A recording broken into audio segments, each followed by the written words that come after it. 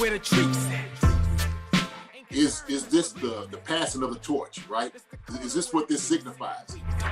It comes down to that front office and what they feel is most important. The champ is here. We've touched down from a higher plane. Why you landed here? We always look forward to that week because it was always intense. You know that we ain't coming back. We about to. The man, the myth, the legend, Dante Hall. My favorite player growing up was Dante Hall. I love you guys in the show, but Dante was my guy. Get to dashing because you done on the warfield.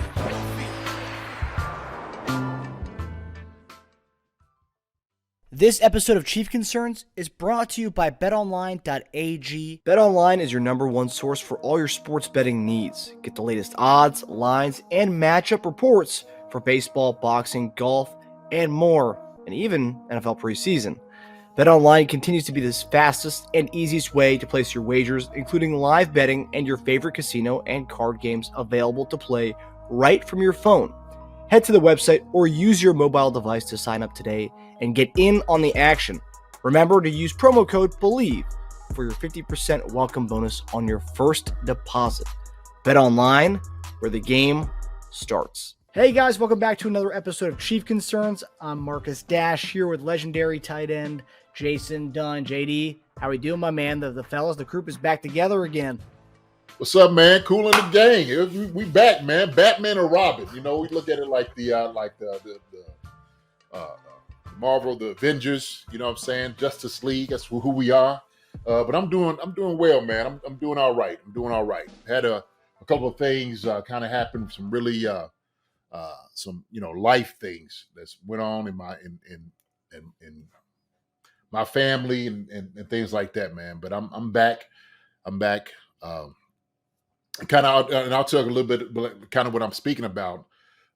So about a few weeks ago, one of my sisters who had been battling cancer, the disease, passed away.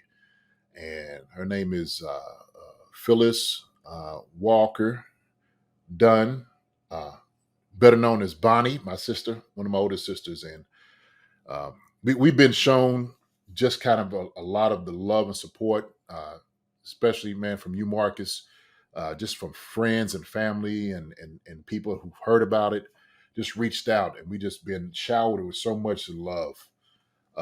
And my sister, I loved her dearly and still love her, and the pain is still there. And kind of talking about it is one of those things that always brings up the memories and get emotional just thinking about it.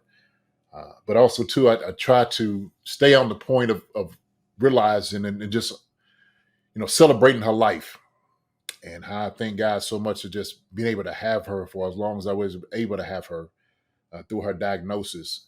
And when I'm telling you, like a fierce warrior, they talk about all these things that guys get into, play and stuff like that, man. But when you're facing a challenge like this disease,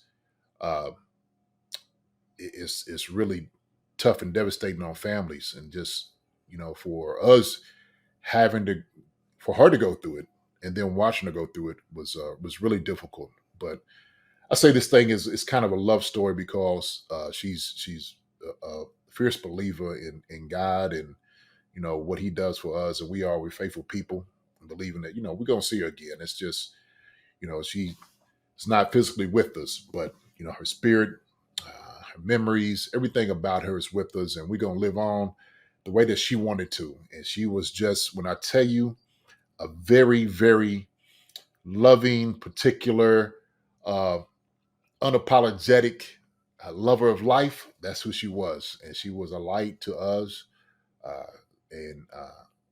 Like I said, we love her dearly. And so that's what we've been dealing with, man. It's just part of life. And sometimes, I like talking about this because, everybody's real people. And we all go through different things in our life, different challenges. But it's good that we can kind of, talk to others, unload these things on it, just because we all going through this human experience together. It really is. And so, like I said, we're lovers of God, having Christ in our life. And so we have a huge hope on where we're going with each other, man. But like I said before, I just, take my hat off to you, Marcus, for all your support and the understanding too, just for my family. And so just want to say that, for the fans and stuff, because I talked to a couple of guys, that's kind of, hey, what's going on and stuff like that. And I kind of told them, because I don't really talk too much on social media about my family, like real personal stuff. I just, to me, I think it's a time and place for, at least for me, for particular things. So, but I did want to share this because I just wanted to tell everybody how much I love my sister, how much I love my family. And I miss her deeply, deeply, and forever will. But I forever love her. That's for sure. Yeah, man. We love you. We love the Dunn family, and our Dash family hearts go out to you guys, and obviously all of our listeners. I'm sure we'll share the same sentiments as well, JD. Absolutely. And I appreciate each and every one of them. And I love them too, man. I love you, Marcus. I told you that, man. E, all those guys, man, and just being so gracious, just extending their support and love. So yeah, it's good. Big family, man. Big friends. Big base of loving people, and I'm so thankful for that. Thank God for that. Yeah. Mm-hmm. Yeah, it's like you said, the body may not be with us, but their spirit and their soul will be with you for everything you do. Every show you come on, Chief Concerns, everything you do in your daily life, she'll always be there with you. So that's right. Yeah, and honor her. Those times. So it's good. It's a good time. Big fan of a little brother. And I was a big fan of one of my big sister. So yeah, it's one of these things when we have these shows and stuff, and it's like you're talking about being we're all human, right? And I think it's one of those things too. It's like our fans who watched you play football, watch these guys who go through are playing now, and it's like people don't realize these are these people we idolize and people we look up to, but they also go through the same things that we all do, and it's just it's one of those things that like. Sometimes certain fans need to realize that, like the ones who get mad for players who don't, who aren't playing on Sundays because they, family member passed away and they didn't play in that game. So, my fantasy team. It's like, well, life's bigger than that, Absolutely, and having empathy for others. That's the main thing, Like I said, this experience that we have together. And sometimes it's good for us to mourn with the ones, and laugh with the ones too. That's what we're here to do, man. We're here to live on this beautiful, beautiful planet with each other, hopefully in a lovingly way. I know it doesn't always happen, man, but we need to do a better job of doing that, really. Yeah. So just being an ear for someone and showing love and compassion. Amen. For sure. Amen.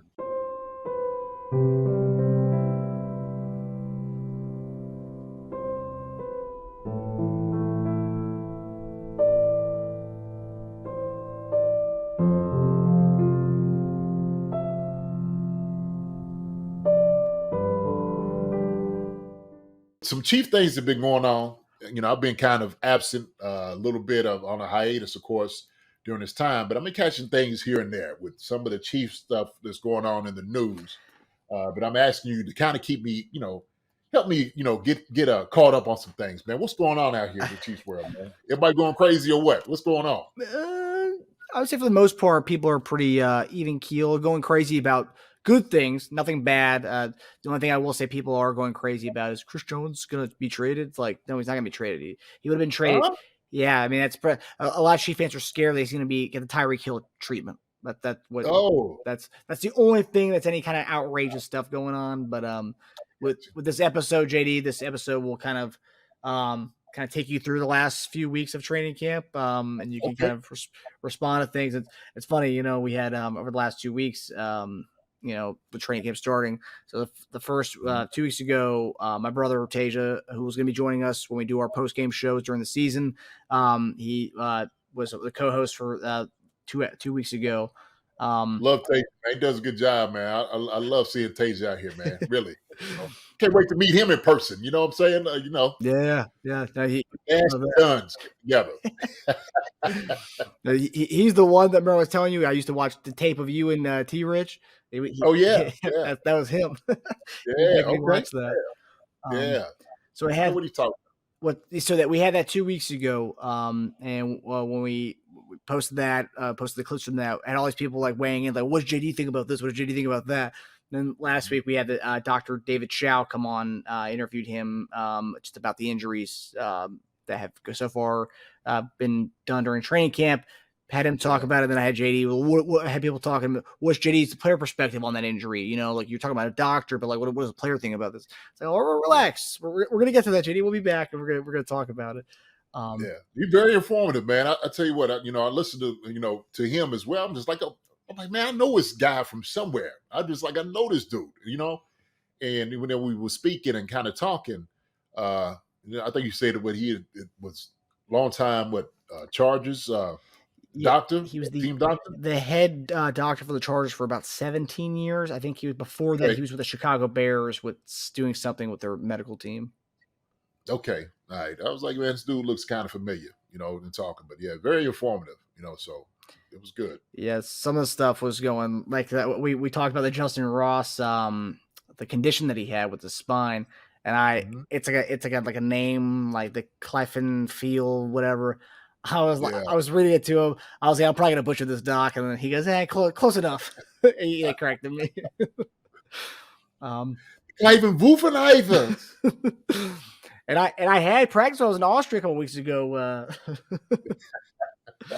So we're gonna get into our first topic with one of the things I talked to the doctor about last week was Kadarius Toney's injury. So obviously, you and I talked about this a couple weeks ago. Patrick Mahomes says he could see this guy being the number one receiver this year.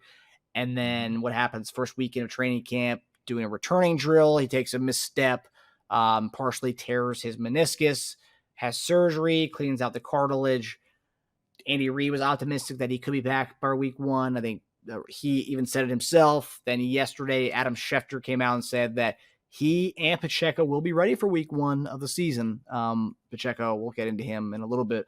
But wait a minute, Adam Schefter said that? Schefter said that, yeah. Schefter said that, Schefter really? said that, yeah. There was a report that he came out with yesterday. Okay. All right. And obviously Schefter, he's had his fair share of meniscus tears playing football, so he knows all about that. Yeah. I don't know if he's ever played football, but but Jenny, this is an ongoing kind of obviously different injury because Toney's injuries are usually hamstring injuries, but this is kind of an ongoing theme with him where if it's like if he can stay healthy, there's always if he can stay healthy, he could be that first round receiver that he was drafted to be in New York. If he can stay healthy with Patrick Mahomes, he could be the next Tyreek Hill. There's all these kind of things that are always said about him. But what do you think about? And I guess you could talk to me about if you've ever had this injury A, and then if you ever had this clean out cartilage of this injury knee. But having this injury before the season starts, how worrisome is that for a guy who's kind of had an injury plagued career so far? They say if and buts were candies and nuts, we'd all have a Merry Christmas, right? That's what they always say. If he can stay healthy. Well, I'll say this, okay? Yes, I have had this injury before. I've had a meniscus tear in college, and these things, man, they are very painful. Like they're very irritating. It's very like the pain every time you try to cut, and you can feel it. You can just tell. And it's like it's not going to go away. You could try to do everything you can, but it usually requires surgery. Usually requires it. Like I said, it depends on exactly how much of the meniscus was torn. And so if 50%, 25% optimistic, him coming back first game of the season, I don't know. That's possible. But then you'd be pushing him into maybe irritating some more of like some other things happening. And I think that possibly the reason he's had some of these injuries in the past, you always try to overcompensate for injuries that whatever it's like, like you said, calf injuries. He cuts pretty hard. We see that, when you could hear it, you could see it. He's very violent when he takes a step and cuts. So, yeah, man, I think, man, with this type of surgery, it's usually 4 to 6 weeks. This may be a 6-week thing, and you really want to see how he responds to this. You see how his body responds. So I don't think it's outside the realm of possibility he's back week one. But to me, I would, on the safer side of caution, I would say maybe more week two. That's where I would be looking. I'll be pushing like, look, man, yeah, we'll say first game of the season. We'll say that all day. But we're probably more to projecting maybe game two of the season, okay, if not three. And look, that's going to depend on. It's going to depend on how everybody else around him is performing. That's what it's going to depend on, right? Because the thing is, like, if we need this guy to come out here right now, then they're going to push for him to come back. Like if everybody is stinking. But for some of the reports I've seen, man, we've had some really bright spots out there at the wide receiver position out of camp. And so I don't think we lack in talent out there, especially young talent at the wide receiver position.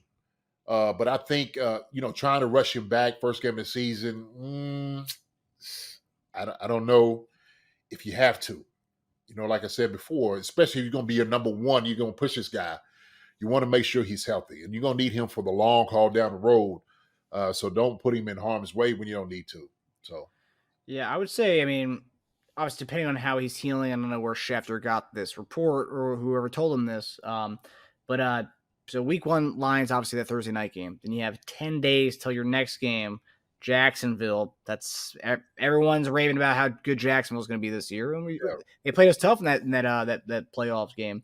And then you got the Bears. People are saying that you may see a little bounce back in the Bears, but I don't think, obviously we don't know. We'll see, but that they are a team that's a world beater by any means. And then you have the Jets the following week. Jets, another team that everyone's hyping up. The Hard Knocks this year. Right. And then you have the Vikings. Then we go into division play October 12th. Let's see how it's progressing. I think if he gets to week one and it's like, he's not really ready yet, let him sit that game, see how everything goes in the field.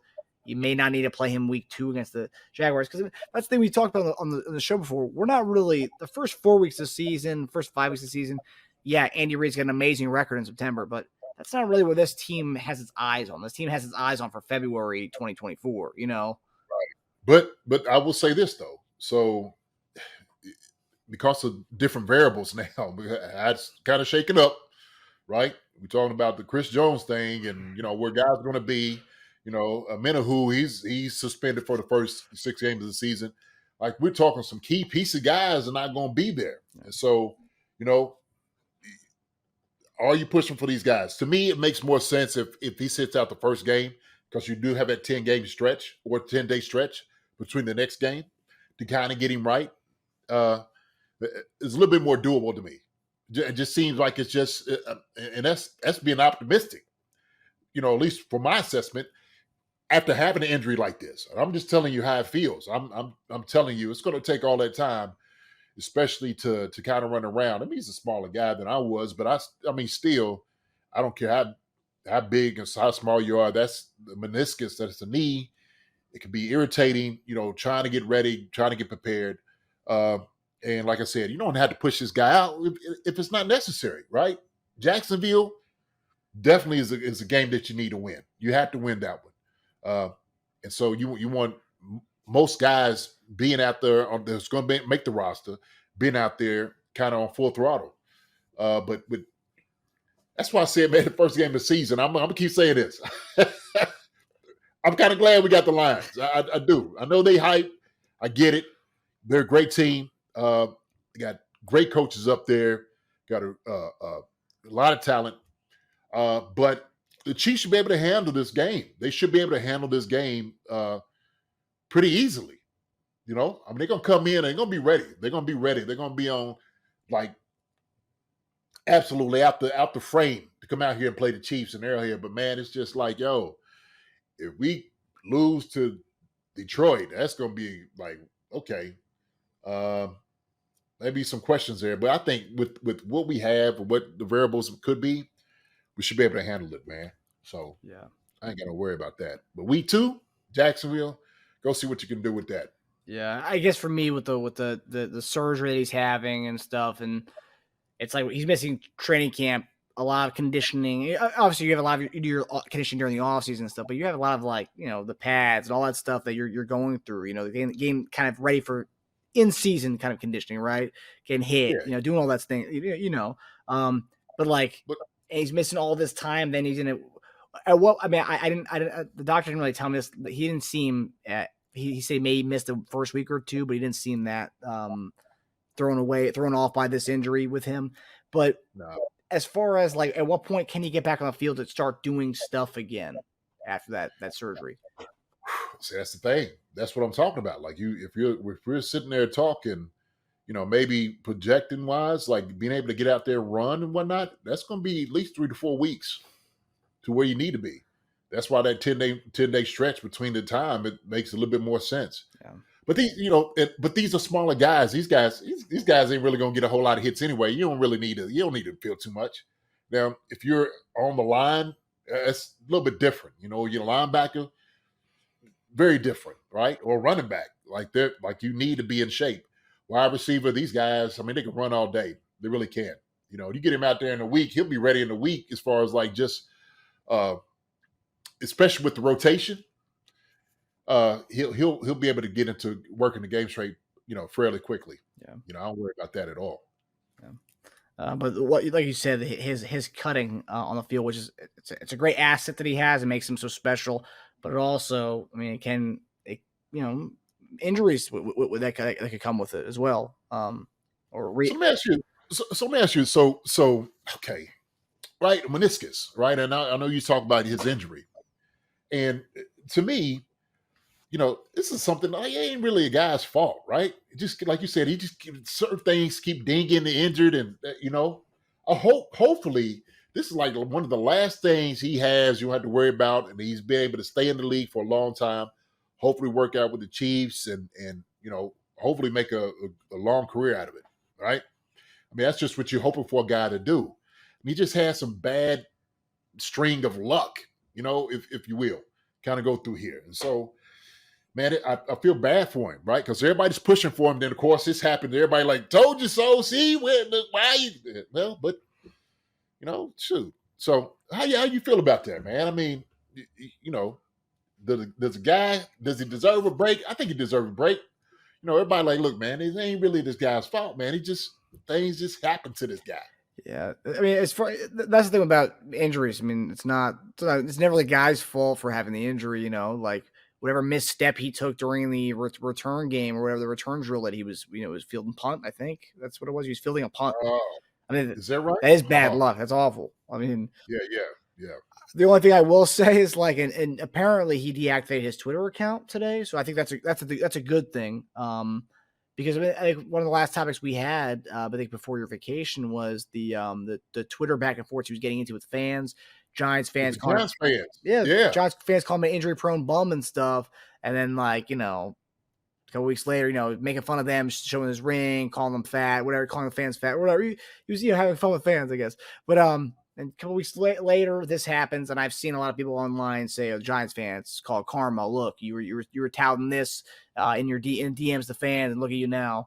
So yeah, obviously, cut the guy some slack, but I think it's one of those things. It's like, luckily we have. I'm saying this because I'm hopeful with the young guys we have, but there's a lot of unknown in the wide receiver room. But I think we have good depth at that position, good young talent at that position. But that remains to be seen, though. We really, outside of Richie James and MVS, everyone else is kind of unproven commodity. We don't really know what Skyy Moore can do. We don't really know what Rashee Rice can do. Justyn Ross is a name everyone's talking about. Justin Watson. So like we don't really know. So like I think these guys can handle it if he is out for a couple, maybe 1 or 2 games. I think it allows us to keep another receiver on, and then it allows these guys to kind of flourish a little bit and kind of grow. What is it? What's that old thing where it's either sink or swim? You throw the young guys in the water, see if they can they can get it or not. That's it, man. They learn real quick. You're gonna learn real quick who you have. And to me, that's not as big of an issue because we have Travis Kelce, right? We're gonna filter a lot of balls going his way. We got some good tight ends that can catch the football. We got some running backs that can catch the ball out the backfield. We're going to be very clever getting the ball to these guys. So, and Patrick Mahomes does a good job peppering the ball around the guys anyway, right? Just divvying it up to different dudes. So I think that's another thing that we have working in our favor is having Patrick Mahomes can get the ball to anybody. Okay, and we have a very capable running back, a tight end core group of guys, especially with the young guys too. I think Skyy Moore's going to have a good year. We've seen some great flashes for him last year. MVS is another year mature, and he's going to get a lot of looks. Young guy Rashee Rice, going to put him in. We're going to put Justin Watson in. We're going to put Justyn Ross in. We're going to put some of these guys in, man, and see what, like you said, sink or swim. We're going to see what you got, young fella. We're going to see. Yeah. So I'm excited, man. You know what? I cannot wait. Football is back, baby. It is here. Yes, sir. It is here. And the beauty is talking about the receiver room, and that's our next topic. But the beauty is it's like watching these preseason games. It's like these guys are going to be watching the third and fourth quarter potentially. These are potentially guys who will be playing and getting a lot of snaps in week one. We may actually see a lot. Maybe you actually get to catch a ball or two. And generally, you watch these third and fourth quarter games. These are guys who, they might be practice squad guys. They might just, itching to make the team. But these are guys who might actually get reps in the offense when it comes to Thursday night, September 7th. So it's like, it's crazy. You ain't kidding. Yeah, you ain't kidding. You ain't kidding. And I think that's what it is. Like you get to watch the entire game. Before then, you could like turn the TV off, and like I was guy, he might get, little Billy got in. Oh yeah, here you go. And just like you just hope Billy, makes the practice squad. Yeah. Like you said, man, there's gonna be some times in the game like this dude right here that's playing third and fourth quarter. He's suiting up day one, and he may be on the starting roster. Yep. He might be at their starter. Just don't know. He's gonna get some significant reps. Put it that way. So yeah, and one of those guys who will probably play in the second half of the game on Sunday is Justyn Ross, guy who's everyone's been talking about. It was a guy that was a big deal when we signed him last year after the draft. He was supposed to be a top 2 round pick. Had the congenital spinal fusion, and he missed one whole year. Didn't think he could ever play football again. Came back, had the surgery at Clemson. His numbers weren't particularly well, but some say it could have been the injury. Some say it could have been the quarterback play at Clemson that year that his numbers took a dip. Then he had the foot surgery after the season. Chiefs ended up getting him. Everyone thought that team should have taken a flyer on him in the 6th or 7th round, just so it wouldn't have been an opportunity for the Chiefs to go and grab him as an undrafted guy. We did let him sit for a year, had a redshirt NFL season, and then apparently this whole offseason he's been working with Mahomes. He's been pretty much living at Mahomes' house down in Texas and in Kansas City, just working with him all the time. Yeah, apparently at Mahomes' new place in Kansas City, he's got a turf field in his backyard. And they just playing catch pretty much all summer. So he's living a life right now, baby. He's living it. That's all right. That's all they ask you to do. So he's been a guy that it's been interesting. You have two factions in the Chiefs Twitter world. Like some content creators didn't think he was going to sniff the roster. They said he's not making the team. But you start to see the Chiefs media, the social media team at Kansas City Chiefs, they know what the fans want. They know that Justyn Ross is a big time hit. So every time he's doing anything in practice, they're posting it on the Chiefs account. And it's not only it's a feel good story if he does make the team and he actually gets playing time. He was just such amazing talent, and it was almost taken away with the condition that he had with I killed the name, but the congenital spinal fusion that he had, and now he might actually make the team and actually might get playing time, and so now you're seeing there's factions on Twitter and stuff, the content creation space. But my question to you is, JD, when you see Justyn Ross, the clips that are being shown online, and it's the hype around him. Are you confident in the young guys that we have? Obviously, he's one of the many young guys that we have who's been named. Rashee Rice has been a guy everyone's talked about as far as doing well with Mahomes. Ross has been one. Skyy Moore's looking the part now, and then even Nico Remigio out of Fresno State. A lot of guys, but what do you make of what you're hearing and what you're seeing from the Justyn Ross hype online? I think. The hype that you're hearing, I think is real. I think, he's been coming in making plays.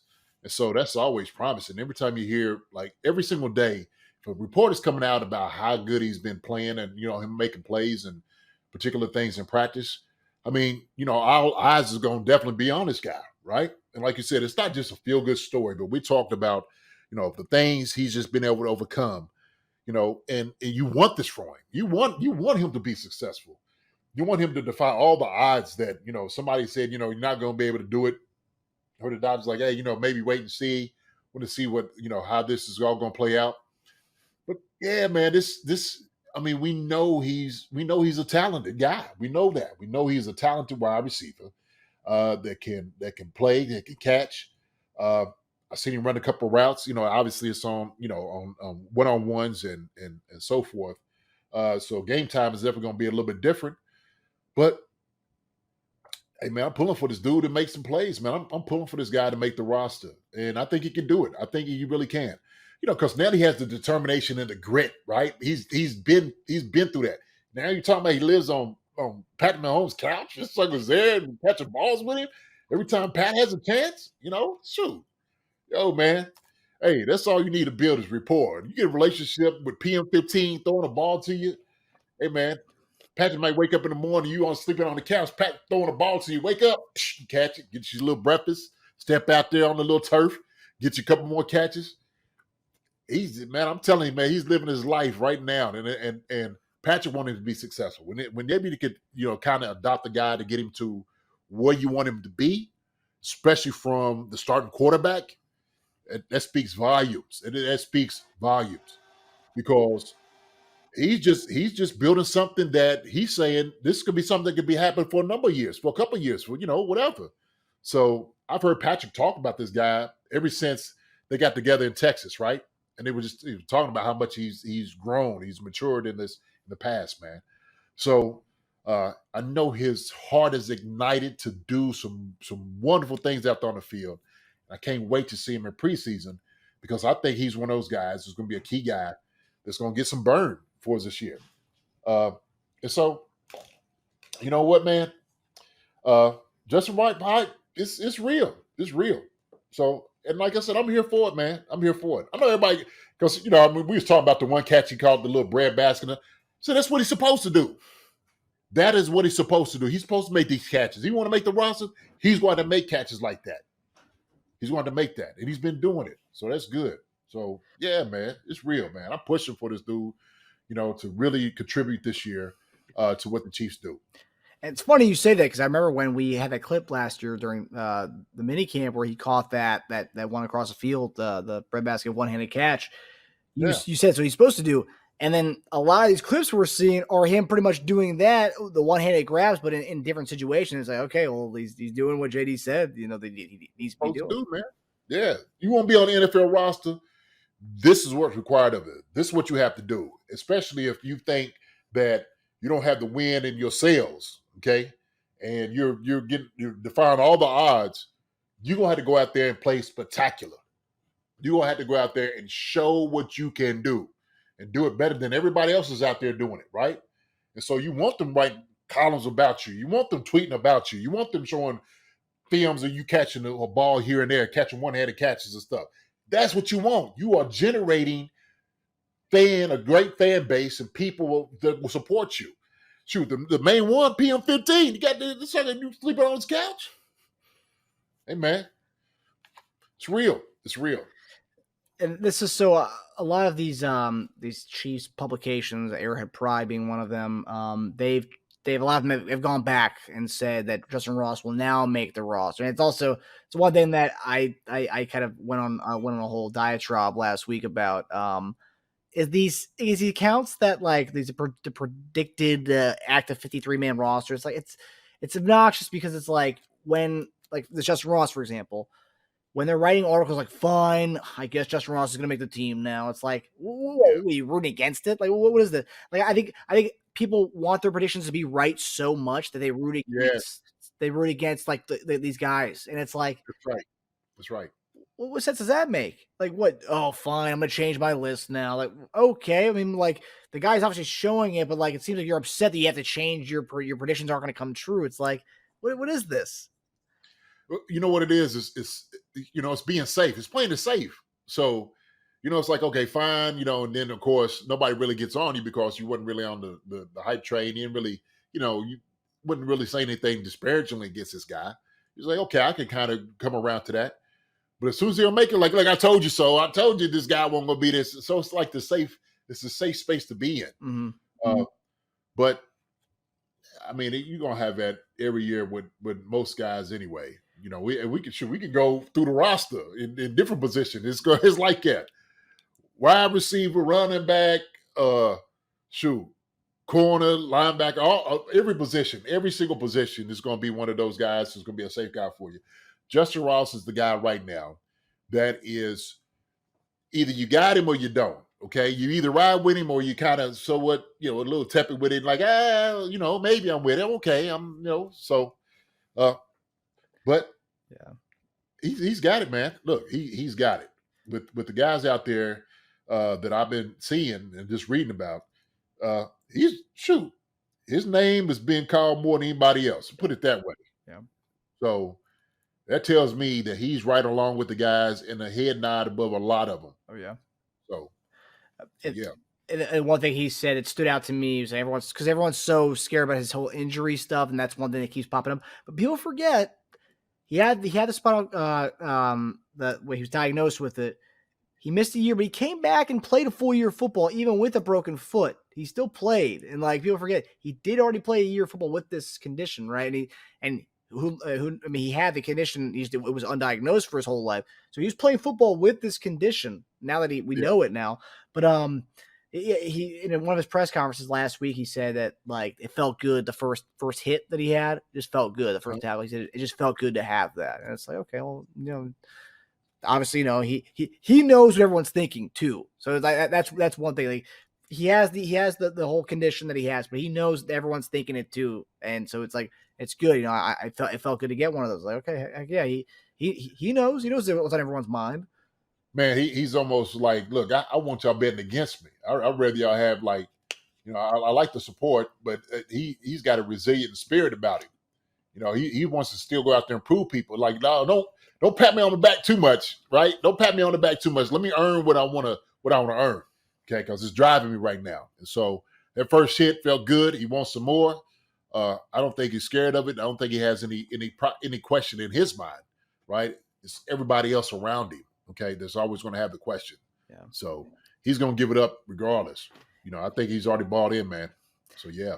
And in contrast to Kadarius Toney, who we talked about, this whole giant spat that he had with the fans, Justyn Ross does not go on social media, has not been looking at his Twitter account over the last, because one of the reporters asked him, have you seen the hype that you're getting online? He was like, nah, I don't pay attention to that stuff. I love it. That's what I'm talking about. I love it. I love this guy. Dude, that's the type of dude you need, right? He don't go, he ain't checking it. Hopefully he ain't checking it. But if he's not checking his stuff, he ain't worried about it, man. Cool. Yeah. That's how you have to have. You got to have that balance. You can't worry about trying to please people out here. You can't do it. You're just not going to be able to do it. You're just not. I don't care who you are. Yeah, that's the old school mentality right there. Is just play, and then don't hear all what everyone's saying about you. Yeah. So the one thing that the big change. So most people had 6 receivers. That's it. But now, since most people are saying Justyn Ross is going to make the team, there's going to be 7 receivers now. So my question to you is, JD. So let's say, I think last year going into the season we kept 6 receivers.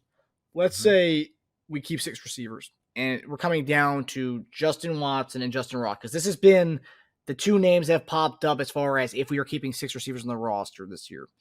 Yeah. What would you say? First off, who would you pick between the 2? But what would be the overwhelming argument as to why one over the other? And so who would you pick if it comes down to 6? And it's Justin v. Justyn Ross versus Watson.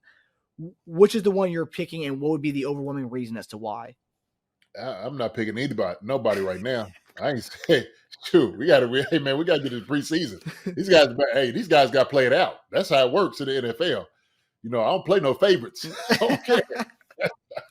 You know what I mean? Because it's all about, you performing out there on the field. That's what I need to see. Yeah. So I can make a determination after, play some preseason games and whatnot. We make a choice then.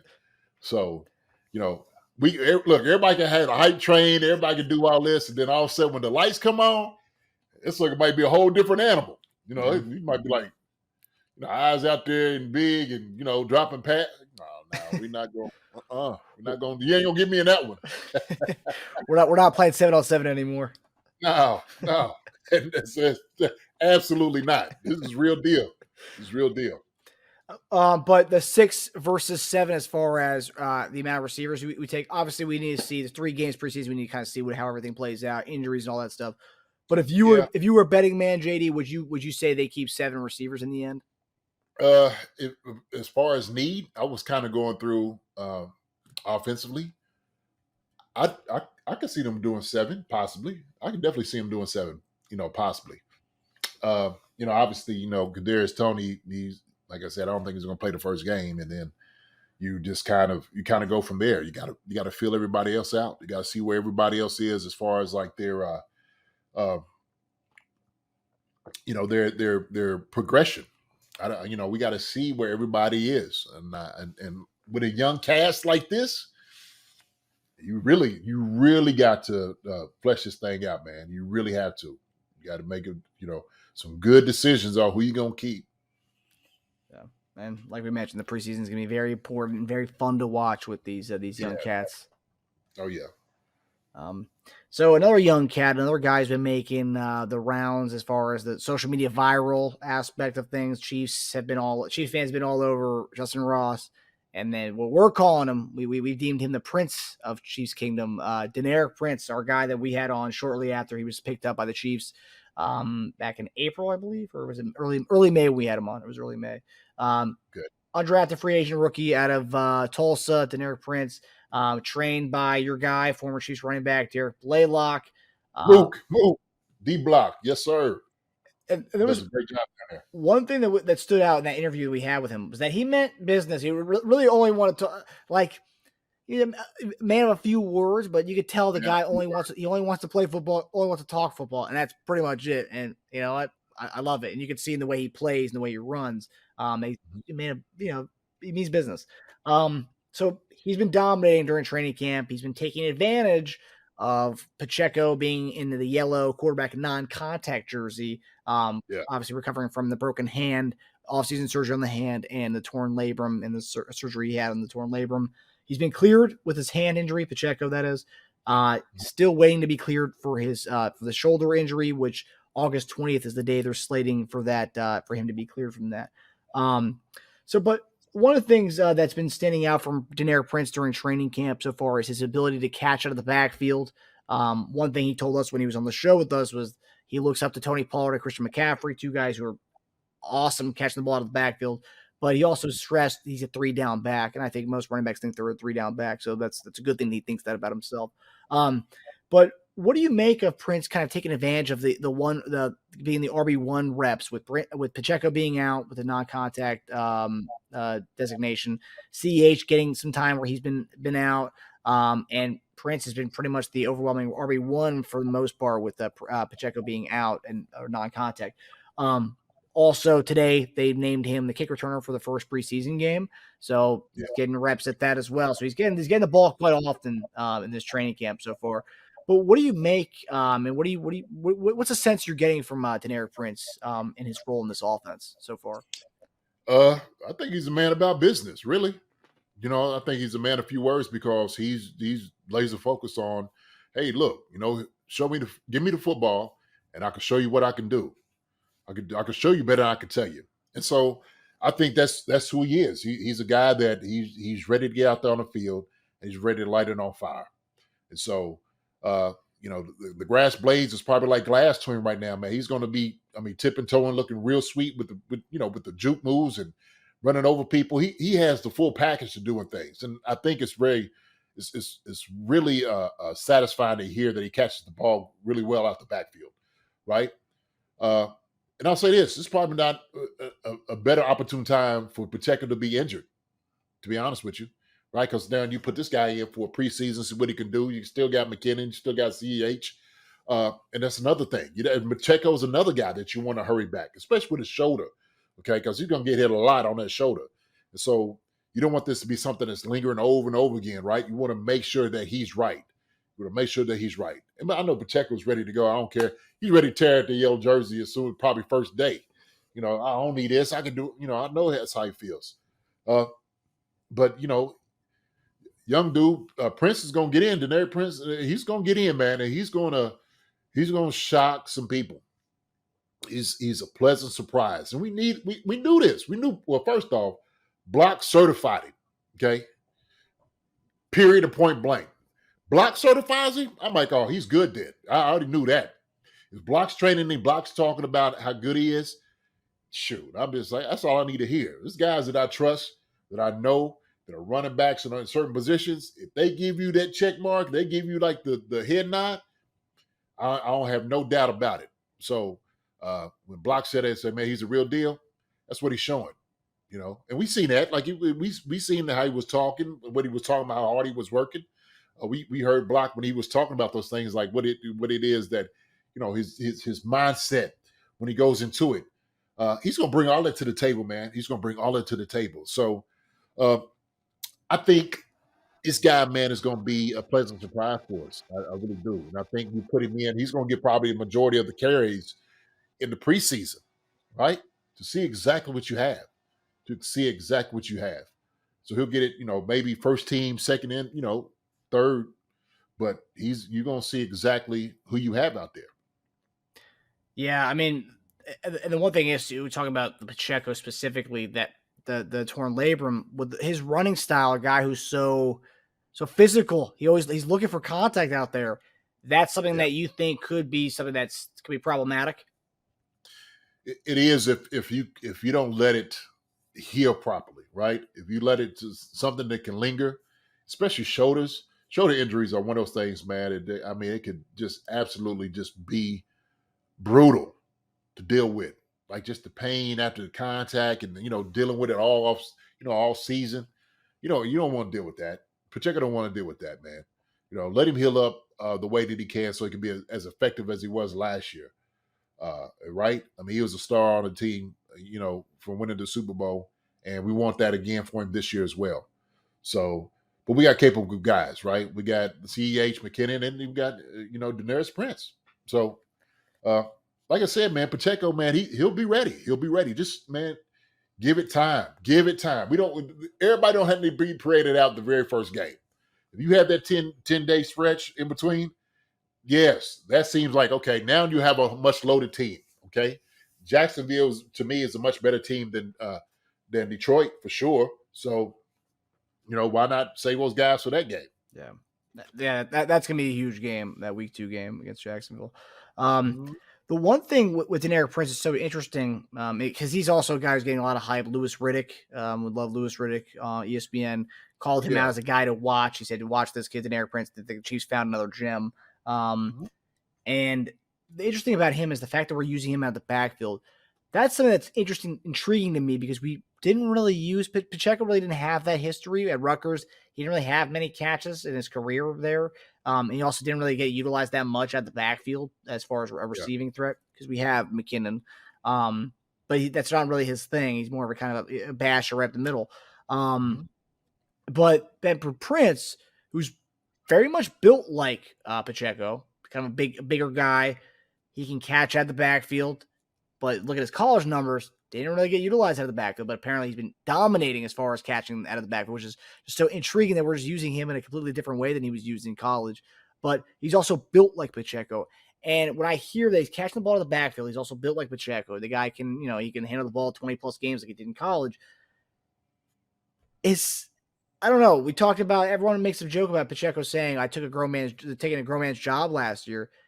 I mean, Prince has all the makings to do just that. Obviously, I'm not saying he's going to take Pacheco's job, but this is a guy that's a hungry guy. A guy can kind of do it all. Something that he adds an arsenal to his game that Pacheco doesn't really have as far as being a receiver out of the backfield. And you make it with a guy who can handle the ball between the tackles. Prince is, if I'm buying stock, he's a guy I'd want to buy. Obviously, I want to buy months ago before the hype began, but that's the guy I want to buy. Well, I mean, the thing is, you want to find a capable back that can do that. You want a guy that can do it all. And so if they putting out here and this guy's catching balls out the backfield, maybe they was just like, look, just try it out and see. If he can do it, he can handle that, by all means, we need to feed him. And so why not try to merge, a guy that could run the football like Pacheco, catch the ball like CEH and McKinnon, okay, into one guy. And so they have it in Prince, right? And I think it goes into like the bigger, topic of things, talking about running backs and their values. Okay, the Chiefs are one of those places that you got to catch the ball when you run the football as a running back. You got to catch the ball. So Prince is he's one of those things, man. He's just a breath of fresh air to have a guy like this that has that type of talent. But it is. The Chiefs know they could run it back by committee, put guys in. Let's see if we can put the guy who can do it all. We can do both. And so we see how many balls McKinnon caught off the backfield, right? So, yeah, let's see if Deneric Prince can do the same thing. Yeah. I get it. That's what this offense is. They're making sure the first thing they're going to do is they are going to, without a doubt, push the ball down the field with the pass. They're married to it. They really are. The run is going to be second. That's secondary in this offense. So we got to make sure this guy can do this. Hey, if he runs the football, that's even better, right? So use this other way around. With this guy, shoot, that's what he's looking for. Pass catching big guy. Yeah. Yeah, like you said, was it I forgot. Was Anthony Thomas, was he a pass catcher on the backfield or no? Was A-Train more just a guy who was more of the smasher in that offense? Because they also had Thomas Jones too, right? Thomas Jones was, but I didn't play with those guys. But Thomas Jones, he's another one who could catch. Yeah, no, I was thinking I'm trying to think of backs who could do it all. I know you didn't play with. You're talking about this in a okay, yeah. Well, yeah, and we see obviously Thomas Jones, places and stuff like that, man. But do you? You are looking for guys to be able to do it all. You are, because he just becomes more of a weapon. That's what guys like that. It's a hard matchup. Mm-hmm. It's a hard matchup. So you're not thinking when he comes in, well, we need to load the box up because he's not going to catch the ball out the backfield, right? There's limited things he can do. And we're not talking about catching screens. I'm talking about a guy getting out there, running, an out route or maybe running a arrow route, the in route angle, streak, all these things, whatever, I'm just thinking of routes the guys can run, so sure. If he could put that in his repertoire, it's good. Yeah, it's good. It's good for us. And on the opposite end, if Pacheco could add that to his repertoire, then it makes him doubly dangerous with having two guys who can do a little bit of both. Absolutely, but we gotta get him. We gotta get him healthy, right? Yeah. I mean, that's the right now. That's the importance for him. It's just make sure you're healthy, Pacheco. Make sure you're healthy. We're not pushing you along to get you out here. Hey, we got a guy that's capable enough of doing it. Let him do it.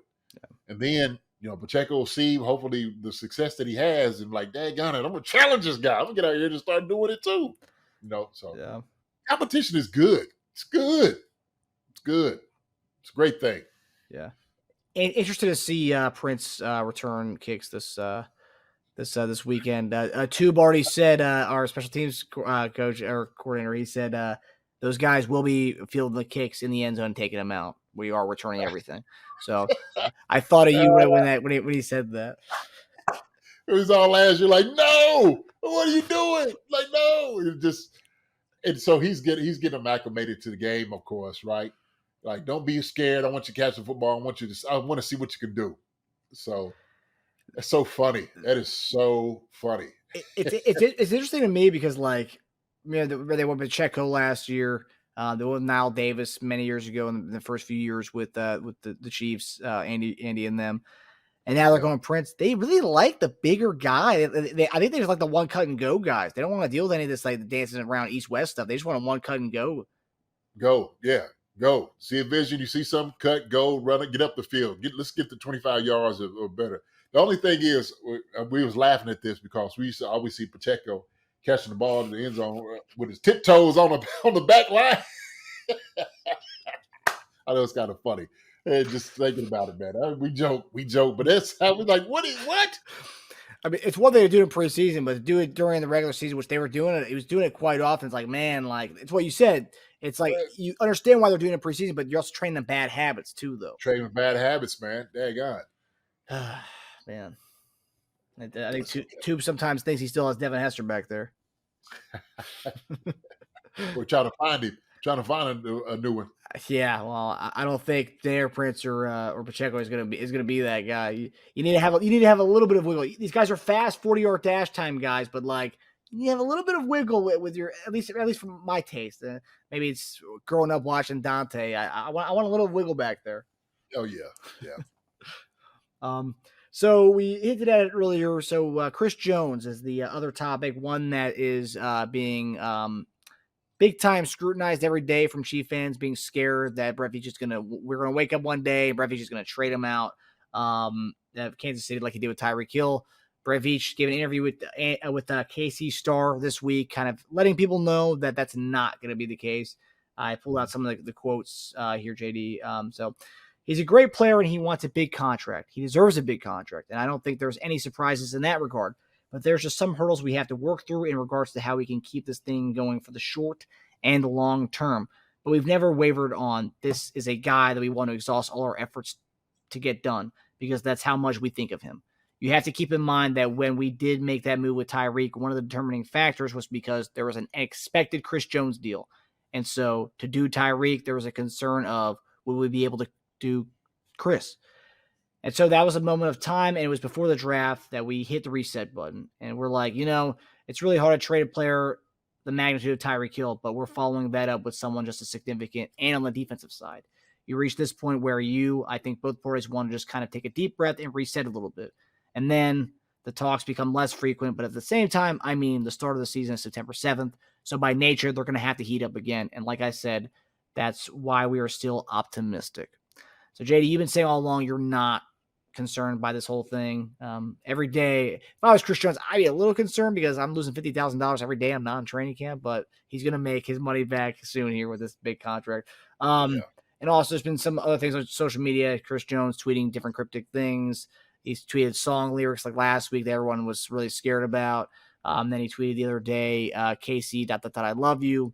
Some people brought up before he signed his last deal with us, he said something pretty similar like Kansas City, I love you. I'm not going anywhere. And then it was reported the next day he got his big deal. But he hasn't gotten his deal yet. So obviously that tweet was just him, saying stuff.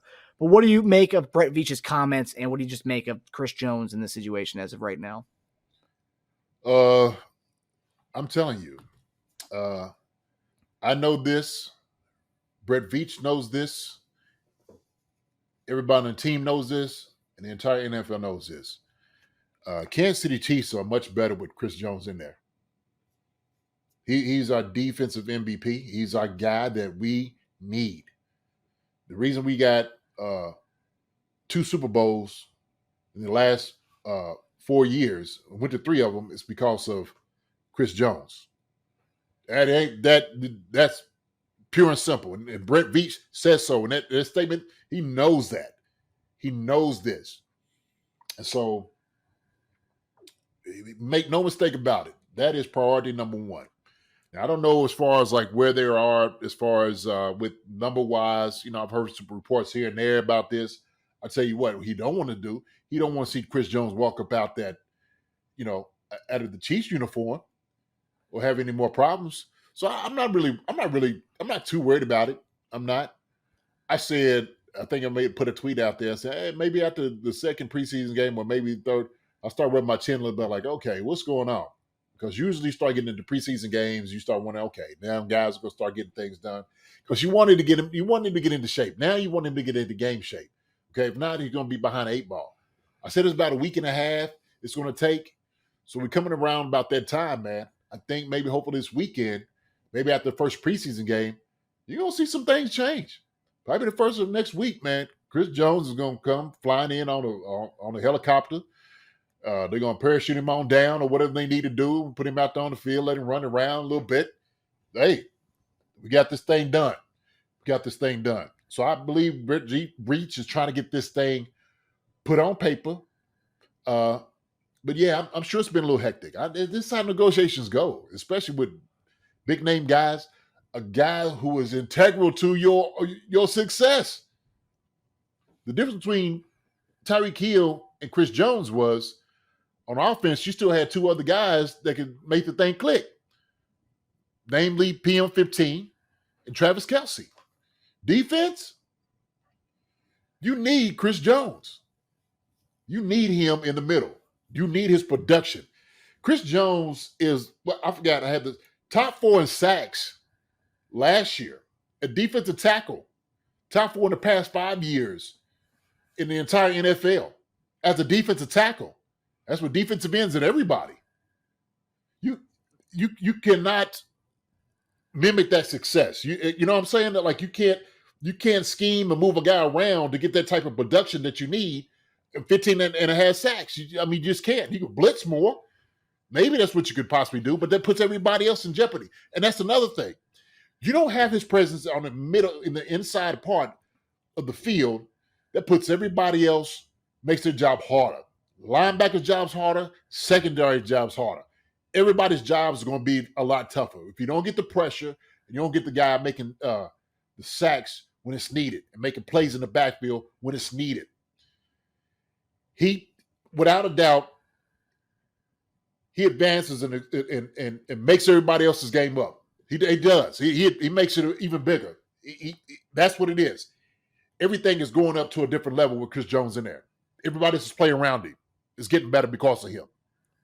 If you don't have him in there, watch everybody else suffer. Now you don't have a Menahu for the first 6 games? Uh-oh. Yeah. I tell you what.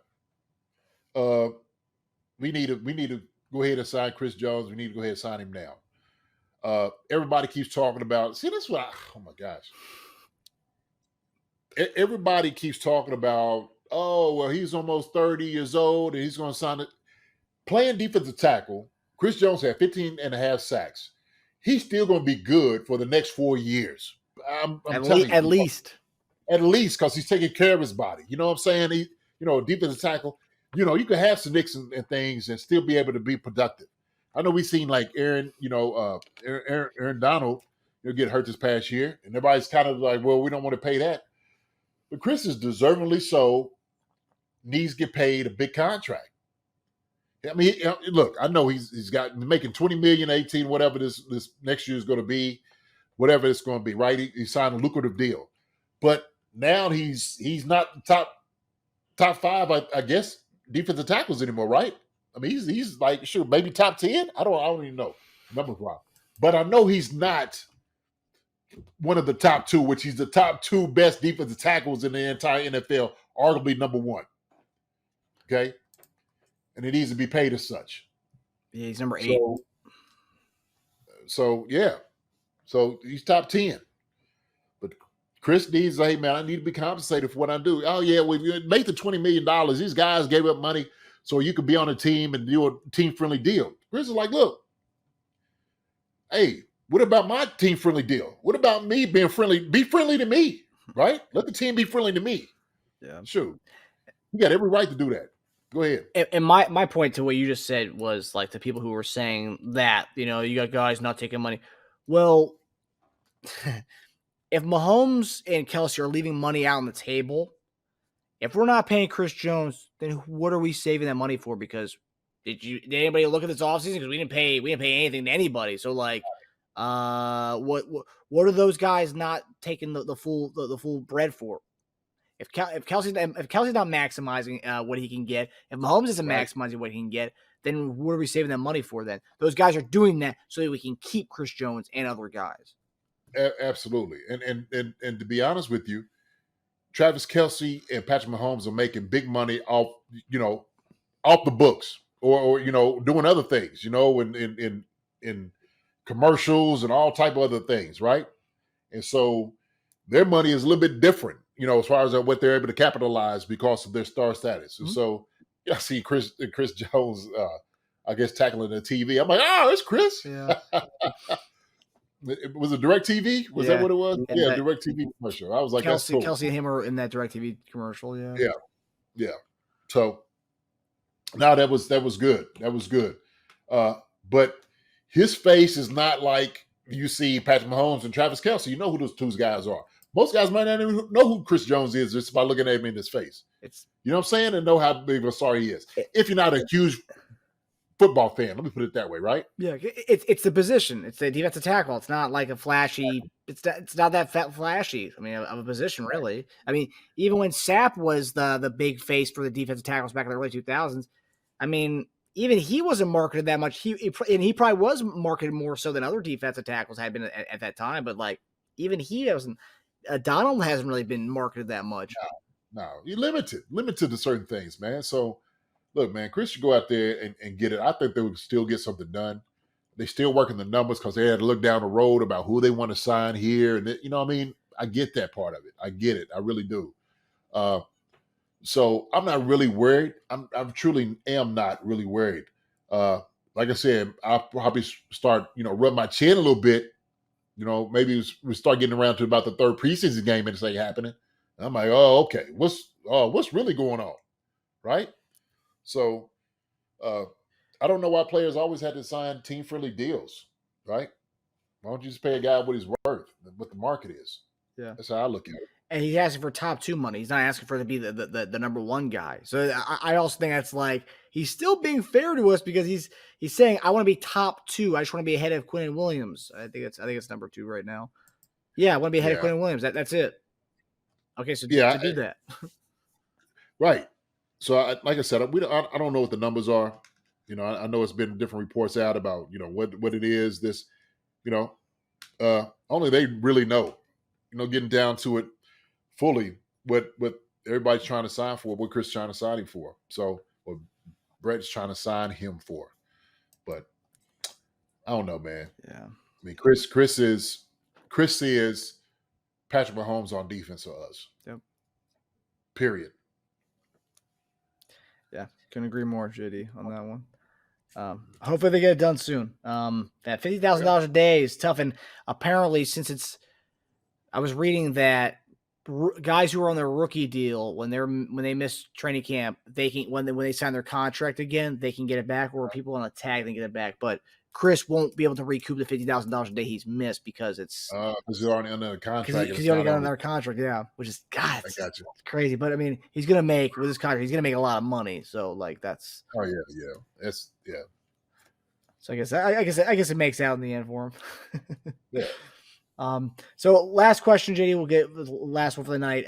So Sunday, first preseason game, we already kind of hinted at it a little bit. We play the Saints in New Orleans at 1:00, and I believe it's going to be on NFL Network. I think we are a 3-point underdog in this one, but it's preseason, so who cares about the betting lines?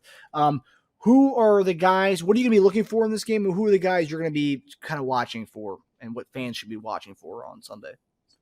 Wide receiver, running back, defensive tackles, and defensive ends. The whole defensive line. That's what I'm looking at. That's it. So I'm gonna see what we got. I'm gonna see how the wide receivers are, how everything shakes out with them. So that's where my eyes are going to be. Running back, obviously, like we were talking about with Deneric Prince, CEH and McKinnon. They're not going to get that much. See what it's always good to see who you got on the roster. Some of these names, man. Some of these wide receiver names that are like on the cusp, very exciting to watch. Very elusive. What's that? Nico? What's his name? Nico Remigio. Remigio. I want to see Remigio. I want to see him get after it. I do Powell. I've always seen. I've heard some good things about him in camp too. So, and then like I said, I want to see the D line, man, defensive tackles, defensive ends. I want to see how they're going to be. I think the secondary, but those guys out there, man, just going to go out there and just be pretty and play and make some plays and whatnot. You know what I'm saying? But that's the main three I want to see for me at least. Yeah, everybody needs to be looking out for. And good for the guys getting a dome for their first preseason game. Don't have to go out in the summer heat anywhere. Take a break from it. Yeah, definitely. And I want to make a prediction right now. I think this is just a funny thing. After the game on Sunday, since we're going to be trotting out a lot of different guys defensive tackle, I think Veach is going to get that deal done after that game is over and see what the kind of defensive tackle product we're going to have if Chris Jones isn't on the team. He's going to get that deal done right after that game on Sunday. Where's Chris at? You got the contract in front of him? Make sure you send it to him. Yeah, that's what I think is going to happen. I think they're going to see the kind of the fill-ins they're going to have. Oh, wait, these guys are actually playing time if Chris isn't there. Okay, yep, we're going to have to get this done now. Let's give him the 30. He wants 30, give him 30. Yeah. But all right. We'll definitely see. It was good having you back, man. Like I said, I love you. Give my love to the entire family. It was good. It was good having you back and being able to just talk about life, talk about football, and talk about everything with you, man. That's always the highlight of my week, getting to talk to you, buddy. Hey, brother, listen, it warms my heart, man, and I love you immensely, my brother. And like I said, I'm glad, to come out here and kind of talk to people just about, my real life things that go on. And then the thing is, man, we all have these shared things, and I'm very empathetic with people that they go through these things, and I'm here to grieve, to have happiness and joy, and celebrate with people, and hopefully, everybody has my back in that thing as well. So, like I said, man, my sister and my family, we thank you very much, and the people and the fans out here who was gracious enough to give us their love and their support. And so, yeah, she was a beautiful woman, a beautiful lady, and like I said, we'll miss her dearly, but hey, we're going to live our life. We're going to live our life like she lived hers, unapologetic, man, chin in the air, regal. That's how it's going to be with us. So appreciate it, my brother. Love you, man. All right. Love you guys. Love you too, brother. We hope everyone enjoyed the show, and we'll see you guys next week. Hi, everybody. Thanks for watching. Subscribe here to get the latest from the show. Also, be sure to check out the best clips from Chief Concerns. And if you prefer to listen to the show, subscribe and follow us on Apple Podcasts, Spotify, and anywhere else you get your podcasts.